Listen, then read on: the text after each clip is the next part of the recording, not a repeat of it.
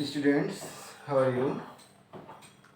I hope you are well by the grace of Almighty Creator, and I also hope you are continuing your study, staying at home, and I also hope you are safe, maintaining the hygienic conditions. Okay, students, I am teaching you about right form of verbs, and for that regards, I taught you about two kinds of verb. One is finite verb and one is non-finite verb. In regards to non-finite verb, I am teaching you about tense and the relation, and that relations I am now teaching you about voice sense, because all are finite verb. If you are able to find out the tenses, then you will be able to put the right form of verb. On the other hand, if you can identify either the tense is active voice or passive voice, then you will also be able to find out actual verb, and you will be able to put the actual finite verb. So in that regard, in last class I taught you about voice sense of present indefinite. Understand? And I taught you, if you are able to learn about present indefinite, then another tenses of voice sense will be learned automatically. Understand? So now I am trying to teach you about that.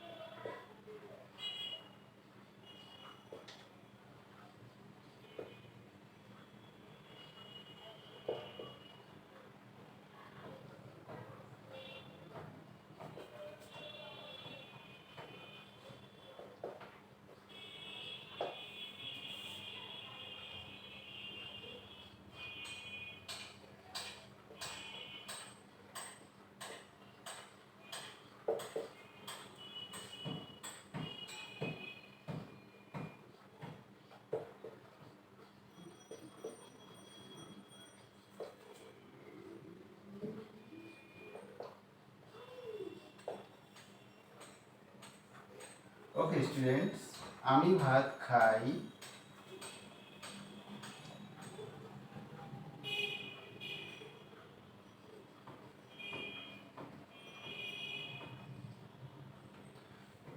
Here you should know that I is subject, bhat is verb, and khai is object. But in passive voice, you can see that object has come here as subject, bhat, and as object has come here as subject, then the verb formation has converted into খাওয়া হয়. এখানে খাই because the subject have ability to do the work. That means সাবজেক্টের এখানে খাওয়ার ক্ষমতা আছে. খাওয়ার ক্ষমতা আছে, তাই এটা অ্যাক্টিভ ভয়েস. কিন্তু ভাতের খাওয়ার ক্ষমতা নাই, তাই এখানে ভার্বের রূপটা পাল্টে গিয়ে হয়েছে ভাত খাওয়া হয় আমার দ্বারা. তাই এখানে অবজেক্টটা সাবজেক্ট হয়ে গেছে রাইস, আর ভার্বের রূপটা মনে রাখতে হবে, এখানে একটা এন ইজ আর চলে আসবে. Rice singular, third person singular number ধরা হয় because rice is uncountable noun. Understand? So rice is eaten by me. This is the formation. Try to understand. Object subject হয়ে গেল, আর এখানে ভার্বের ফরমেশন হচ্ছে একটা বি ভার্ব আসবে। ইউ শুড রিমেম্বার, এখানে একটা বি ভার্ব আসবে regarding to the subject. Understand? If the subject third person singular number, then is comes. If the subject first person, then singular number, then am come. If the subject is first person plural number, then are come, because we are, I am, in this regard. So rise is, and here verb formation is V3 always. In passive voice, you always should use or you must use past participle formation of verb. Understand? So rice is eaten by me. ভাত খাওয়া হয় আমার দ্বারা. So this is the difference. I eat rice, rice is eaten by me. But here is the remarkable point. Now come here. আমি ভাত খাইতেছি,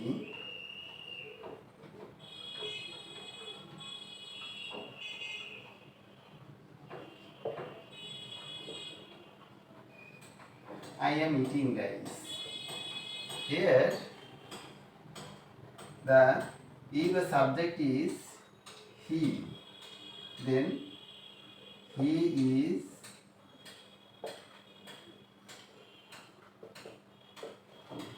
eating rice. So you should be careful in this regard. Here is also present and here is also present, but two tenses are not same. Here if you get after is or after the verb ing, verb plus ing, then it's a continuous tense. But if you get be verb amiger plus v3, then the tense is the passive voice of present indefinite tense. So you should be careful in this structure. By seeing is, you can't understand what the tense is, but after is the verb. What the verb state is the main fact. That means ইজের পরে যে ভার্বটা থাকছে সেই ভার্বের রূপ দেখেই সত্যিকারের টেন্সটাকে নির্ণয় করা যায়।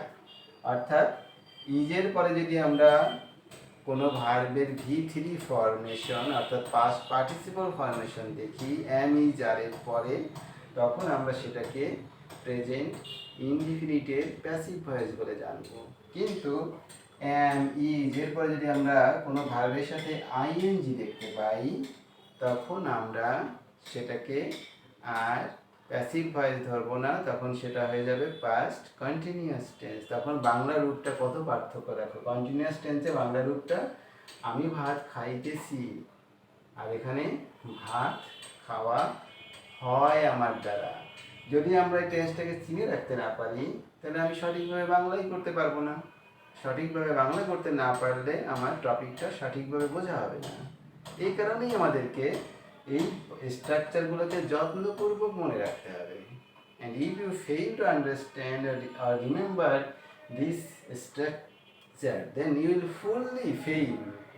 fully fail to understand the original meaning of the topic. So try to understand the point. And what will the passive voice? The bhat, rice, is, এখানে যে ইজ ছিল সেই ইজ পর্যন্ত ঠিক থাকবে। এবার আইএনজিটা বির সাথে চলে আসবে, বি প্লাস আইএনজি। কন্টিনিউয়াস টেন্সের একটা বৈশিষ্ট্য, সেটা হচ্ছে আইএনজি থাকতেই হবে, সে অ্যাক্টিভ ভয়েসই হোক আর প্যাসিভ ভয়েসেই হোক। অ্যাক্টিভ ভয়েসে ডিরেক্টলি ভার্বের সাথে থাকছে, আর প্যাসিভ ভয়েসে সেই আইএনজিটা বি ভার্বের সাথে চলে যাচ্ছে, কারণ প্যাসিভ ভয়েসে অলওয়েজ ভার্বের V3 ফর্ম বসে। এ অলওয়েজ V3 থাকবে। যেহেতু সে V3 থাকছে, সে তো আইএনজিটা কোথায় থাকবে? সেই আইএনজিটা থাকার জায়গায় হচ্ছে বি, বির সাথে আইএনজিটা অ্যাড হয়ে যাচ্ছে। তাই rice is being eaten by me. This is the passive voice of present continuous tense. Now come here.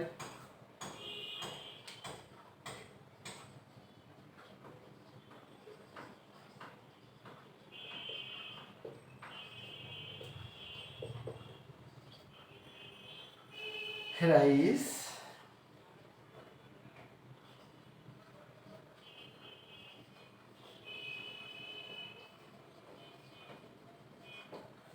Rice has been eaten by me.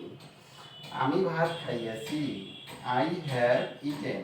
It's a perfect tense formation. Have has plus V3. So here V3 already passive voice V3 already has state. Understand? এখানে already V3 আছে। তাহলে পারফেক্টের যে V3 তার সেই বৈশিষ্ট্য কই যাবে? Perfect টেন্সে একটা V3 থাকতেই হবে। সেই V3 হচ্ছে বি ভার্বের V3 হচ্ছে বিন। তাহলে বির V3 বিন বসে গেল। আমরা যদি এভাবে মনে রাখি তাহলে কন্টিনিউয়াস বিং আর বিন কখনো আর মিলে যাবে না। Try to understand the point. কন্টিনিউয়াসে অলওয়েজ আইএনজি থাকতে হবে, তাই বির সাথে আইএনজি যোগ হয়ে গিয়ে বিং হয়ে গেছে। পারফেক্ট টেন্সে V3 থাকতেই হবে। তাহলে প্যাসিভ ভয়েসের একটা V3 তো রয়েই গেছে, এটা প্যাসিভ ভয়েসের V3। তাহলে আমাকে আর একটা V3 রাখতে হবে পারফেক্টে। সেই V3টা হলো বি তার V3 তে রূপান্তরিত হয়ে যাচ্ছে বিং। তাই হয়ে গেল rice has been eaten by me. এই হলো আমাদের প্রেজেন্টের তিনটা ভয়েস চেঞ্জ। এই তিনটা ভয়েস চেঞ্জ পারফেক্ট কন্টিনিউয়াসের ভয়েস চেঞ্জ হয় না।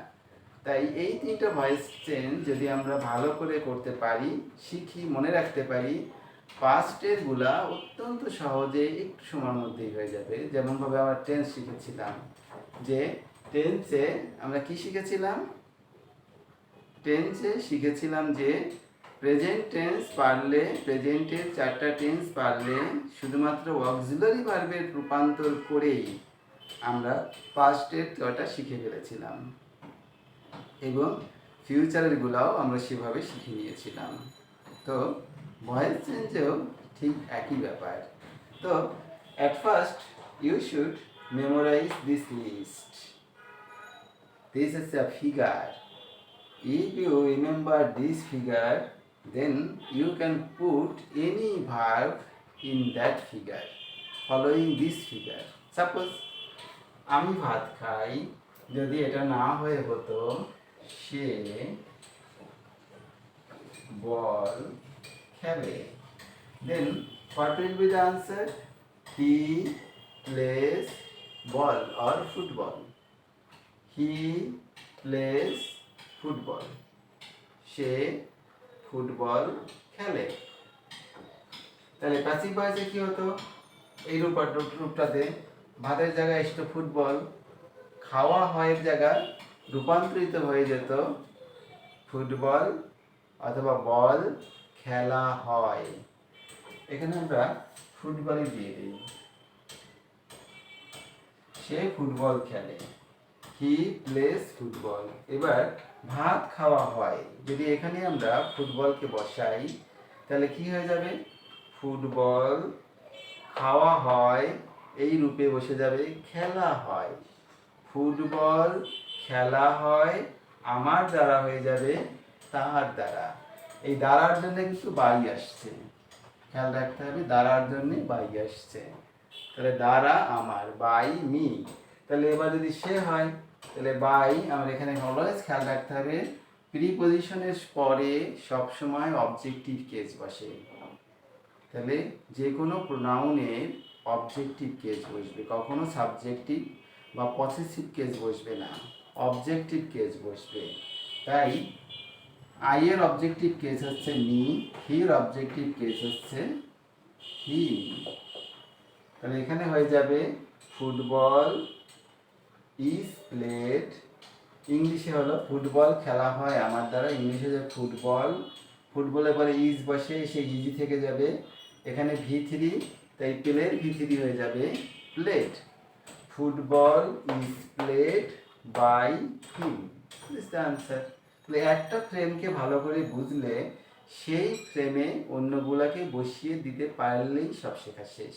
কন্টিনিউয়াস যদি আসো, আমি ভাত খাইতেছি, তাহলে এটার প্যাসিভ, এটার ফুটবল হলে কি হবে, সে ফুটবল খেলিতেছে। ইংলিশটা হবে he is playing football. Passive ভয়েসে দেখাও, ভাত খাওয়া হইতেছে আমার দ্বারা, তাহলে ফুটবল খেলা হইতেছে। খাওয়া হইতেছে জায়গা হয়ে যাবে খেলা হইতেছে। তাহলে ফুটবল খেলা হইতেছে তার দ্বারা, আমার দ্বারা জায়গা হয়ে যাবে তার দ্বারা। ইংলিশ হয়ে যাবে তাকে ফেসে, ফুটবলের নিচে রাইসের নিচে বসে যাবে football.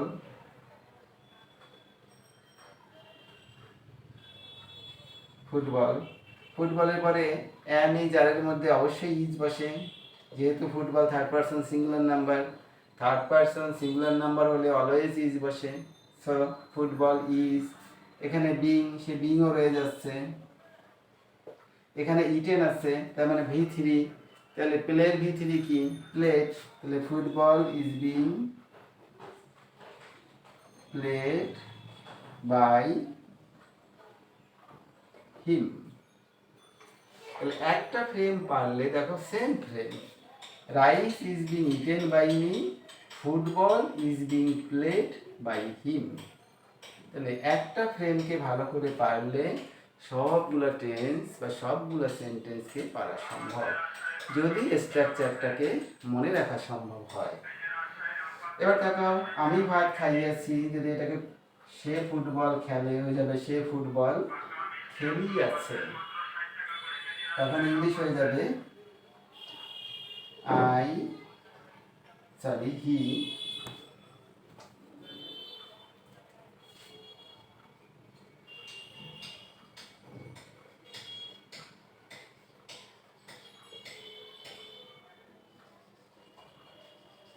He has played football. তাহলে এখানে আমরা সেইভাবে সাজাই, রাইসের জায়গায় এখানে কি হবে, ভাত খাওয়া হইয়াছে আমার দ্বারা, তাহলে ফুটবল খেলা হইয়াছে তার দ্বারা। ফুটবল ভাত খাওয়া হইয়াছে আমার দ্বারা একই রূপ, ফুটবল খেলা হইয়াছে তার দ্বারা। তাহলে আমরা একটা প্যাসিভ ভয়েসে দেখতে পাচ্ছি খাওয়া হয়, এই হয়টা প্যাসিভের একটা অন্যতম রূপ। You should remember this point. হয় ছাড়া কিন্তু প্যাসিভ ভয়েস হচ্ছে না। ভাত খাওয়া হইতেছে, হয় আচ্ছা, হয়ের সাথে এবার তেসে যোগ হয়ে গেছে। এখানে যেমন খাইয়ের সাথে তেসি তেসো তেসে যোগ হয়ে গেছে, এখানে কিন্তু সেই হয়ের সাথে তেসি তেসো তেসে অথবা আসি আসো আসে যোগ হয়ে যাচ্ছে। তাহলে প্যাসিভ ভয়েসে এই হয়টা হলো একটা রিমার্কেবল পয়েন্ট, মনে রাখতে হবে যে ভাত খাওয়া হয়, ভাত খাওয়া হইতেছে, ভাত খাওয়া হইয়াছে, সেই হয়ের সাথে আছে যোগ হয়ে গেছে, ভাত খাওয়া হইয়াছে, এভাবে মনে রাখতে হবে। তাহলে আসলে হি হ্যাজ প্লেড ফুটবল, তাহলে আমরা এখানে যদি প্যাসিভ করি তাহলে ফুটবল, ফুটবলের পরে এখন রাইসের জায়গায় ফুটবল হয়ে গেল, হ্যাজ বিন একই রকম, যেহেতু football third person singular number হ্যাজই বসে, তাই হ্যাজ বিন রয়ে গেল, ফুটবল হ্যাজ বিন, এখানে V3 আছে ইটেন, তাহলে এখানে হয়ে যাবে played. Football has been played by him, football has been played by him. তাহলে এভাবে আমরা একটা ফ্রেমকে যদি ভালো করে পারি তাহলে আমরা অন্য ফ্রেমকেও পারবো। যদি এখানে সে না হয়ে তুমি হতে,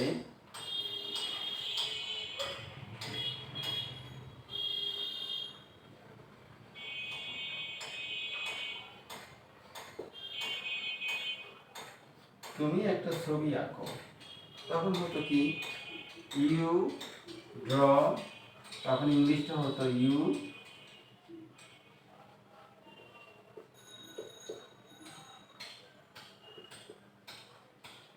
you draw a picture, you draw a picture, তুমি একটা ছবি আঁকো। প্যাসিভে কি হতো, এই সেই ছবিটা আগে চলে আসতো, ছবি আঁকা হয় তোমার দ্বারা, খাওয়া হয় হয়ে যাবে আঁকা হয়, ছবি আঁকা হয় তোমার দ্বারা। A picture, a picture is drawn, তাহলে এ পিকচার এক থাকবে, ইজ থাকবে, draw you drawn, a picture is drawn by your objective case you, সে কারণে ইউর কোনো পরিবর্তন হবে না, তাই আনসারটা হলো a picture is drawn by you, তোমার দ্বারা একটা একটা ছবি আঁকা হয় তোমার দ্বারা। সাজায় বললে তোমার দ্বারা বা তোমার কর্তৃক একটা ছবি আঁকা হয়, সাজায় বললে কিন্তু আমি সেভাবে সাজাচ্ছি না, তোমাদের ইংলিশ শেখার স্বার্থে আমি এটাকে এভাবে সাজাই দিচ্ছি। তাহলে এখানে কি হতো, তুমি একটা ছবি আঁকিতেছ, আমি ভাত খাইতেছি হয়ে যাচ্ছে তুমি একটা ছবি আঁকিতেছ, you are drawing a picture. প্যাসিভে একটা ছবি আঁকা হইতেছে, তাহলে ভাত খাওয়া হইতেছেটা হয়ে গেল একটা ছবি আঁকা হইতেছে আমার দ্বারা। এ পিকচার ইজ বিং ড্রন, তো ইজ বিং থেকে যাবে, ফুটবল ইজ বিং যেমন ঠিক সেরকম a picture is being drawn by you. যদি এখানে আসে তুমি ভাত খাইয়াছ, ইউ হ্যাভ, তুমি একটা ছবি আঁকিয়াছ, এখানে লেখা যাবে, এখানে আসবে you have drawn a picture, তাহলে ইউর পরে কিন্তু অলওয়েজ হ্যাভ বসে, তাহলে এখানে কি হবে, একটা ছবি খাওয়া হইয়াছে, তাহলে একটা ছবি আঁকা হইয়াছে আমার তোমার দ্বারা, একটা ছবি আঁকা হইয়াছে তোমার দ্বারা। এ